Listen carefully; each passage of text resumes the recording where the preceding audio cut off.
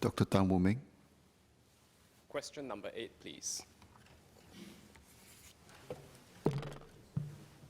Mr. Speaker, sir, on the 8th of February at 10:30 a.m. to 5:15 p.m., and again on the 9th of February, 10:30 a.m. to 3:15 p.m., users had difficulty logging into SingPass and CorpPass. The services were intermittently slow or not responsive during these periods. The slowdown was caused by a software bug in the authentication server provided by Gemalto, a commercial vendor. This software bug was previously undetected and had only manifested after an enhancement to the SingPass and CorpPass system in January 2018. We have verified that the enhancement complied with all technical specifications and was properly tested. However, the interaction between the enhancement and the software bug caused some records to persist in the system instead of being automatically removed 30 days after they expired, which was the root cause of the slowdown. Gemalto has acknowledged the software bug in their product and has been helpful and cooperative in the recovery process. We drew two key lessons from this experience. First, while the bug itself was elusive, the symptoms, the slowdown in system performance, could have been detected earlier. Our early detection and warning capabilities can be improved and will be improved. We intend to do so by enhancing the software checks and diagnostics so that in such cases the engineers can act before the system condition worsens to a state that would affect users. Second, while the system had the hardware backup to deal with the hardware and infrastructure failure, such redundancy did not address the unknown internal software bugs of this nature. We will review the system design to improve all-round resiliency beyond just hardware resiliency.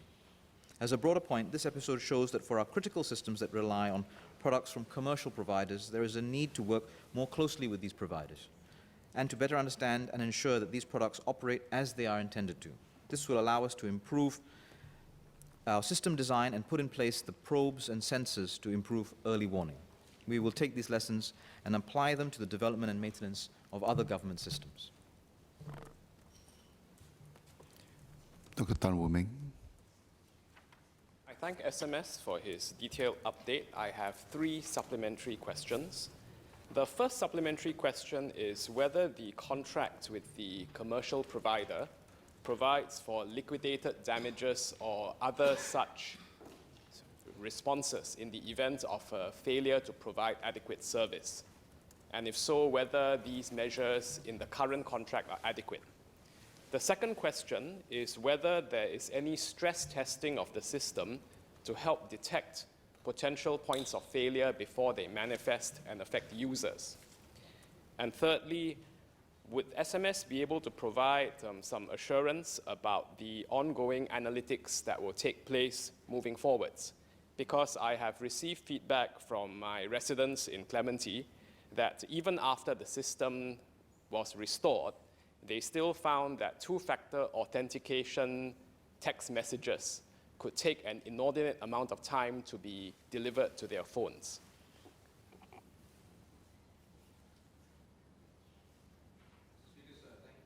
Dr. Tan, for the questions. We are reviewing the contracts with our commercial providers, both with respect to the incident as well as what we will be engaging in going forward.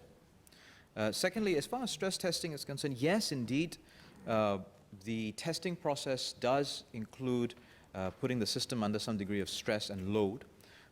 In this instance, there were several factors that occurred simultaneously, which resulted in a combination of an interaction between 2 pieces of software and an unusually high load all at the same time.